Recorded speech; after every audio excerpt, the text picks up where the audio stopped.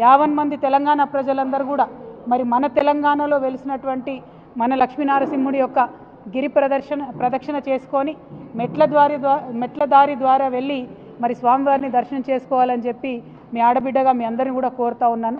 ఆయన మన కొంగు బంగారం లాంటోడు, కోరుకున్న కోరికలన్నీ కూడా తీర్చేటటువంటి చల్లని దేవుడు. మరి అటువంటి దేవుడు కేసీఆర్ గారికి సంకల్పం కల్పించి వారికి శక్తినిచ్చి బలాన్నిచ్చి వారి చేత 1200 కోట్లతోని అంగరంగ వైభవంగా తన కోసం ఆలయాన్ని ఆ భగవంతుడు నిర్మింపజేసుకున్నాడు. మరి ఆ యొక్క ఘనత కేసీఆర్ గారి హయాంలో జరగడం, వారి కింద మేమందరం కూడా ఉండి పనిచేయడం నిజంగా బీఆర్ఎస్ పార్టీ కార్యకర్తలకు నాయకులకు అందరికీ కూడా మా అదృష్టంగా నేను భావిస్తూ ఉన్నాను. మరి యాదాద్రిలో గుట్ట కింద కూడా చాలా పనులు పెండింగ్ ఉన్నాయి. ఆ పనులన్నీ కూడా ఇప్పుడున్నటువంటి ప్రభుత్వం యథాతథంగా కొనసాగించాలని, యాదాద్రి యొక్క వైభవాన్ని కాపాడడానికి అన్ని రకాలుగా ప్రయత్నం చేయాలని చెప్పి కూడా ఈ సందర్భంగా మేము డిమాండ్ చేస్తూ ఉన్నాం. అదేవిధంగా ఉమ్మడి నల్గొండ జిల్లా అంటే ఉద్యమాల కిల్లాగా పేరున్నటువంటి జిల్లా. తెలంగాణ ఉద్యమంలోనైతేనేమిటి, అంతకుముందు సాయుధ రైతాంగ పోరాటంలోనైతేనేంటి అద్భుతంగా తెలంగాణ ప్రజల యొక్క స్ఫూర్తిని యావత్ ప్రపంచానికి పరిచయం చేసినటువంటి జిల్లా ఉమ్మడి నల్గొండ జిల్లా.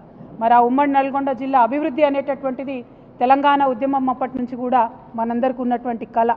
ఆ కళను సాకారం చేసుకోవడానికి 2014లో కేసీఆర్ గారి నాయకత్వంలో తెలంగాణ రాష్ట్రం ఏర్పడ్డ తర్వాత నల్గొండ ప్రజలు దీవించి ఆశీర్వదిస్తే బీఆర్ఎస్ పార్టీ గవర్నమెంట్ వచ్చిన తర్వాత నల్గొండ ప్రజలు చల్లగా ఉండాలి, నల్గొండ బిడ్డలందరికీ ఇంటింటికి మంచినీరు అందాలి, ఫ్లోరైడ్తోని కాళ్ళు చేతులు వంకరపోయినటువంటి నా నల్లగొండ బిడ్డలందరూ కూడా మంచి నీళ్లు తాగాలనేటటువంటి మంచి సంకల్పంతో మరి కేసీఆర్ గారు పెద్ద ఎత్తున మిషన్ భగీరథ కార్యక్రమాన్ని చేపట్టి నల్గొండలో ఇంటింటికి నీరిచ్చినటువంటి సంగతి మీ అందరికి కూడా తెలిసిందే. అయితే ఈరోజు మనం గమనించుకోవాల్సింది ఏంటంటే, చాలా గర్వపడాల్సిన విషయం ఏంటంటే, పార్లమెంటు సాక్షిగా నల్గొండలో జీరో ఫ్లోరోసిస్కి తీసుకొచ్చినటువంటి ఘనత బీఆర్ఎస్ది అని చెప్పి పార్లమెంట్ సాక్షిగా చెప్పడం జరిగింది. నిజంగా కూడా గర్వకారణం, ఒక ఇమోషనల్ మూమెంట్. ఇది చాలా సంతోషకరమైన మూమెంట్.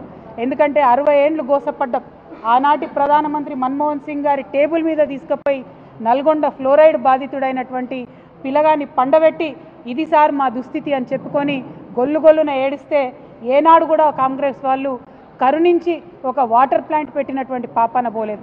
అటువంటిది 10 సంవత్సరాల కేసీఆర్ పాలనలో కంప్లీట్గా సంపూర్ణంగా ఫ్లోరైడ్ని నివారించడం అంటే నల్గొండలో తరతరాల బిడ్డల కోసం చేసినటువంటి పని ఇది అని నల్గొండ ప్రజలందరికీ కూడా సవినయంగా నేను విజ్ఞప్తి చేస్తూ ఉన్నాను.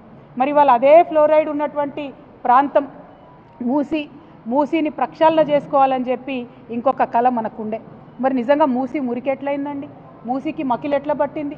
మూసీలోకి ఇండస్ట్రియల్ వ్యర్థాలు వస్తుంటే వింత తమాషా చూసుకుంటూ 60 ఏళ్ళు కూర్చున్నటువంటి వాళ్ళెవరు, ఆ పార్టీలు ఎవరు అన్నది కూడా నల్గొండ ప్రజానికం అంతా కూడా దయచేసి గుండెల మీద ఒకసారి చేసుకొని ఆలోచన చేయాలి. తెలంగాణ లేదప్పుడు, ఉమ్మడి ఆంధ్రప్రదేశ్ ఉన్నప్పుడు మనదేం నడవలే, మనదేం సాగలే, సెక్రటేరియట్లో మన వాళ్ళు ఎవరు లేరు. మూసీని ఎట్లా ప్రక్షాళన చేసుకోవాలంటే దాని మీద అధికారం మనకు లేకుండే. ఉద్యమం కోసం పిడికిలెత్తి పోరాటం చేసినన్ని రోజులు కూడా మనం అనుకున్నాం, ఏంది మూసీని మంచిగా చేసుకుంటాం, మూసీని గోదావరిని అనుసంధానం చేసుకుంటాం, మూసీలో గోదావరి నీళ్లు పంపు చేసి కంప్లీట్గా మూసీ పరివాహక ప్రాంతం అంతా కూడా బంగారు పంటలు పండేలాగా చేసుకుంటాం అనుకున్నాం. ఫ్లోరైడ్తోని భూమి కూడా మొత్తం సారం కోల్పోయింది. భూమిలో పండేటటువంటి పంటలు కూడా విషతుల్యమైనాయంటే కేసీఆర్ గారు కన్న కళ, ఎంతోమంది తెలంగాణ వీరులు కన్న కళ ఏంటంటే మూసీ నదిని ప్రక్షాళన చేసుకుంటామని అనుకున్నాం. మనం దానికోసం ప్రాజెక్టులు పెట్టుకున్నాం, దానికోసం ఒక 31 ఎస్టీపీలు కట్టినాం. అంటే వచ్చే నీళ్లను శుద్ధి చేసేటటువంటి 31 కేంద్రాలను కేసీఆర్ గారి హయాంలోనే ట్రీట్మెంట్ ప్లాంట్ నిర్మాణం చేయడం జరిగింది. ఆ తర్వాత మూసీని గోదావరిని కలపాలి. మూసీని గోదావరిని కలపడానికి మనకు కొండపోచమ్మ నుంచి అయితే దగ్గర అవుతుంది. దానికోసం ఒక 1600-1700 కోట్ల రూపాయలు అయితే సరిపోతుందని చెప్పి మనం ప్రాజెక్టులు పెట్టుకోవడం జరిగింది. అంటే మూసీలో 2 ఉన్నాయి అంశాలు, ఒకటి మూసీ ప్రక్షాళన, ఇంకొకటి మూసీ పునరుజ్జీవనం. ఈ 2 కూడా కేసీఆర్ గారి హయాంలో అత్యంత తక్కువ ఖర్చుతోని శాశ్వతంగా పరిష్కారం అయ్యేటటువంటి విధంగా మనం ఆల్రెడీ ప్రణాళికలు చేసి పెట్టినాం. అందులో 31 ఎస్టీపీలు కూడా ఇలా పనిచేస్తున్న విషయం ఇప్పుడున్నటువంటి కాంగ్రెస్ పెద్దలకు కూడా తెలుసు. వాళ్ళ అధికారంలోకి వచ్చినాక ఏం చేసిండ్రు, కేసీఆర్ గారు పెట్టిన 3 ఎస్టీపీలనే ఇప్పుడు మళ్ళీ వాళ్ళు ప్రారంభించి కొత్తగా ఏదో సాధించినట్టు జబ్బలు జరుచుకుంటున్నటువంటి పరిస్థితి మనకు కనబడతా ఉన్నది. ఇవాళ నల్గొండ జిల్లా ప్రజలకు, ఉమ్మడి నల్గొండ జిల్లా ప్రజలకు, అట్లానే తెలంగాణ ప్రజలకు నేను చెప్పేది ఏంటంటే మూసీ ప్రక్షాళన కావచ్చు, మూసీ పునరుజ్జీవనం కావచ్చు, రెండు కూడా కేసీఆర్ గారి మదిలోని ఆలోచనలే. దానికి ప్రణాళికలు కూడా సిద్ధమైనాయి. కానీ ఇవాళ కాంగ్రెస్ ఏంటిది, మూసీ అంటే దాన్ని ఒక ఏటీఎం లాగా తయారు చేసుకోవాలి. మూసీ గోదావరికి 1700 కోట్లతోని కొండపోచమ్మ సాగర్ నుంచి దగ్గర దారి లింకేజ్ ఉండంగా 7500 కోట్లు పెట్టి కాంట్రాక్టర్ల కోసం మల్లన్న సాగర్ నుంచి తీసుకొచ్చేటటువంటి సరికొత్త ప్రణాళికను ఇప్పుడు తెర మీదకి తీసుకొస్తూ ఉన్నారు.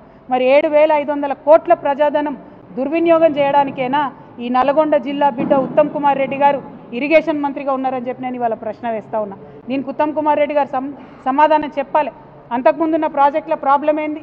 1700 కోట్లతోని కొండపోచమ్మ సాగరు మూసి అనుసంధానం చేసేటటువంటి ఆస్కారం ఉన్నప్పుడు కొత్త ప్రాజెక్టు 7500 కోట్లతోని ప్రజాధనం దుర్వినియోగం చేయాల్సిన అవసరం ఏముందని మేము ప్రశ్నిస్తూ ఉన్నాం.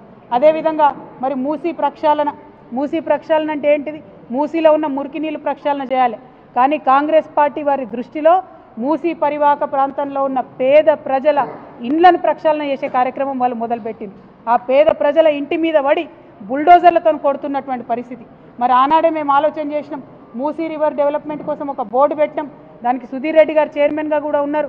నాకు తెలిసి 20,000 కోట్ల లోపలనే దానికోసం ప్రణాళికలు కూడా సిద్ధం చేసి మొత్తం కూడా ప్రక్షాళన చేయాలనుకున్నాం. కానీ ఇవాళ ముఖ్యమంత్రి గారు ఏమంటారు?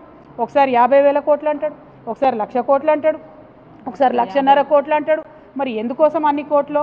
అందులో రియల్ ఎస్టేట్ ప్రాజెక్ట్ ఏందో, దానికి వరల్డ్ బ్యాంక్ నుంచి రుణాలు ఎందుకో ఇవాళ ఒక్కసారి నల్గొండ జిల్లా ప్రజలు దయచేసి ఆలోచన చేయాలి. మూసీ పేరుతోని మన రాష్ట్రాన్ని మళ్ళా ఏటీఎంగా మార్చి మూసీలో వచ్చినటువంటి మనీని ఢిల్లీకి పంపే ఆలోచన తప్పితే ఇంకోటి ముఖ్యమంత్రి గారికి లేదు. దీన్ని నల్గొండ జిల్లా ప్రజలు దయచేసి అర్థం చేసుకోవాలని కోరుతూ ఉన్నాను. మూసీ పేరుతో ఇక్కడ వచ్చి ప్రారంభోత్సవం చేస్తామని చెప్పి అడ్డగోలు మాటలు ముఖ్యమంత్రి గారు మాట్లాడారు. వారు మాట్లాడిన మాటలు నల్గొండ జిల్లా ప్రజలందరూ కూడా విన్నారు. మరి వారి భాషలోనే వారికి ఖచ్చితంగా ఇవాళ మాటల పరంగా బీఆర్ఎస్ పార్టీ జవాబు చెప్తుంది. చెప్పకుండా ఏం ఊరుకోం. మీలాగా 2-3 రౌడీ ముక్కలు నేసుకొని ఆఫీసుల మీద దాడి చేసేటటువంటి దరిద్రపు సంస్కృతి మాది కాదు. మాది మాటలతోని, విఘ్నతతోని, సిన్సియారిటీతోని, ప్రజల దగ్గర పనిచేసే కమిట్మెంట్తోని ప్రజల మనసులు గెలుచుకునేటటువంటి పాలసీ ఫిలాసఫీ బీఆర్ఎస్ పార్టీది. మీరేదో దాడి చేస్తాం, ఆఫీసుల మీదకి వస్తాం, ఇండ్ల మీదకి వస్తామంటే భయపడేటోళ్ళు ఎవరు లేదు. మాది 60 లక్షల సైన్యం ఉన్నటువంటి బీఆర్ఎస్ పార్టీ కుటుంబం మాది. మా 60 లక్షల మంది తలుచుకుంటే మీరు ఒక్క అడుగు కూడా తెలంగాణలో కదిలేటటువంటి పరిస్థితి ఉండదు. ఖబర్దార్ కాంగ్రెస్ నాయకులారా, మళ్ళొక్కసారి ఎక్కడ బీఆర్ఎస్ పార్టీ ఆఫీస్ వైపు కన్నెత్తి చూసినా కూడా బీఆర్ఎస్ పార్టీ సైనికులు ఎవరు కూడా ఊరుకోరని చెప్పి ఈ సందర్భంగా మీకు తెలియజేస్తూ ఉన్నాను.